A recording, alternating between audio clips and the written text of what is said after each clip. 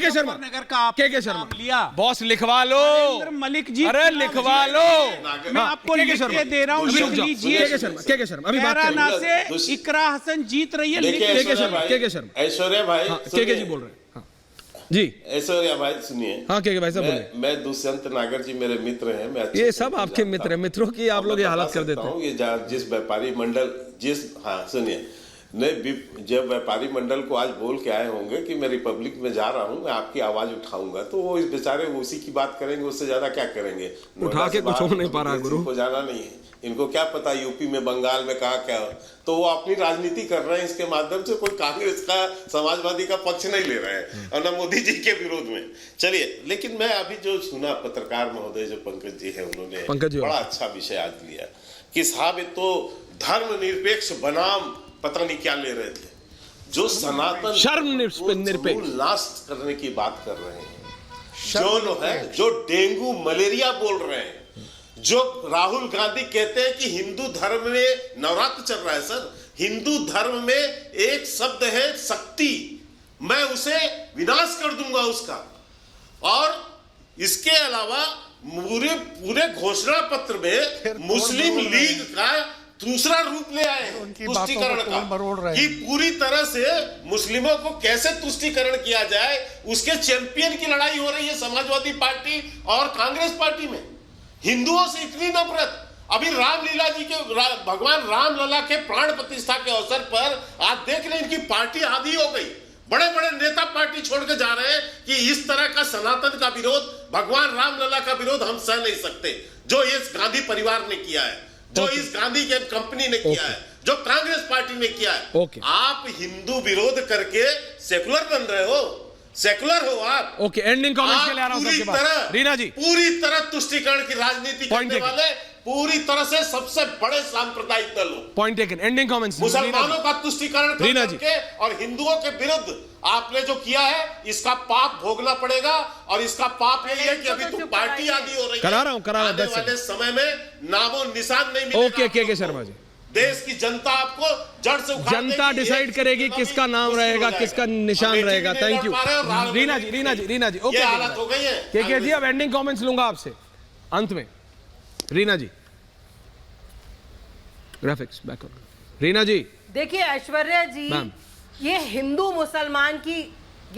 मुसलमान की राजनीति इस बार नहीं चलेगी, क्योंकि सबने रियलाइज कर लिया है कि जब 1100 का सिलेंडर मिलता है तो हिंदू को भी 1100 का मिलता है और मुसलमान को भी 1100 का मिलता है।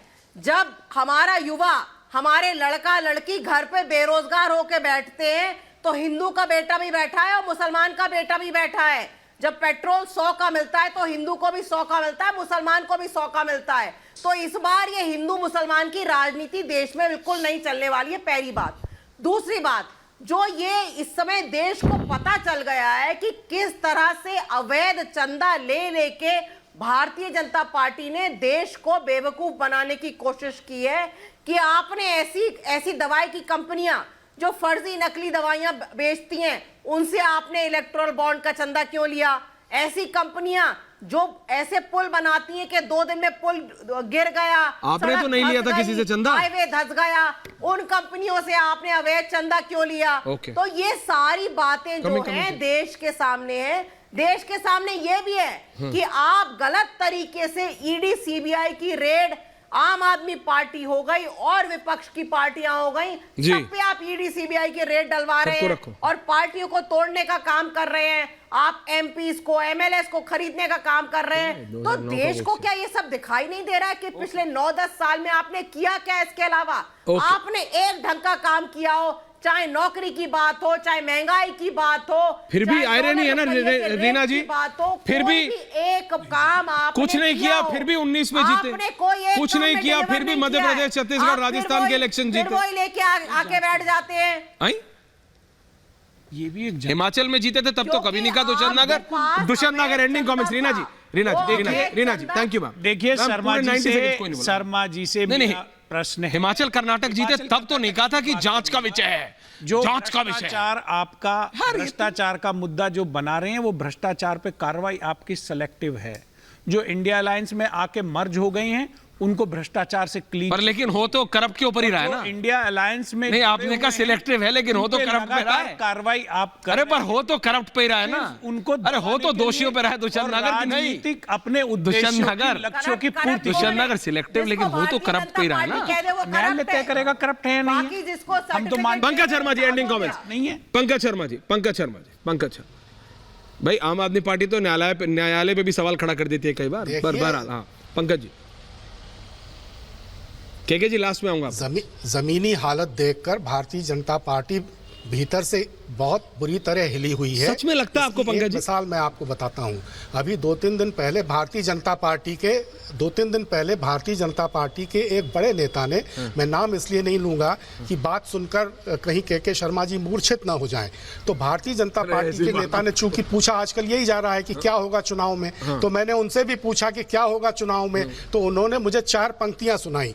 उन्होंने कहा कि रोटी का चक्कर है बाबा, वरना किसका डर है बाबा, मुंह में कौर है वरना कहते रोटी में कंकर है बाबा।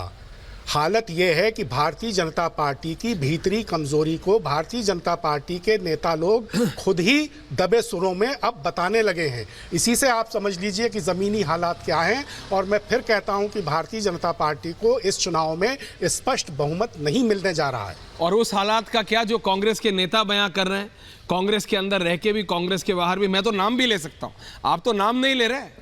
आप बोले तो मैं नाम ले सकता हूं 6 ऐसे कांग्रेस नेताओं का, जिसमें से 4 अभी भी कांग्रेस के अंदर हैं और 2 अभी फुल फ्लैश फायर ब्रांड। अनंत विजय जी कांग्रेस के प्रवक्ता थे, एक ने टिकट लेने से मना किया, दूसरा पहले बीजेपी में आ गया। दोनों नाम लेके बता रहे हैं क्या क्या हो रहा है। 4 और कांग्रेस के नेता पंकज जी जो अभी भी कांग्रेस के अंदर है, बता रहे हैं कांग्रेस के अंदर की हालत की क्यों अमेठी और रायबरेली अभी तक अनाउंस नहीं हो रहा है, क्यों नॉर्थ इंडिया से अब राहुल गांधी कभी चुनाव नहीं लड़ेंगे, क्यों राहुल गांधी में अब हिम्मत नहीं बची है। और कांग्रेस पार्टी को समझ आ गया कि अगर लड़ लिए तो बॉस 1-1.5 लाख नहीं 80% की मार्जिन से हारेंगे अमेठी में। अनंत विजय जी, एंडिंग कमेंट्स। तिवारी जी आ रहा हूं उसके बाद। सुन रहा था और पंकज जी ने 3-4 तरीके के तर्क दिए। पहला तर्क उन्होंने दिया कि जनता चुनाव लड़ रही है।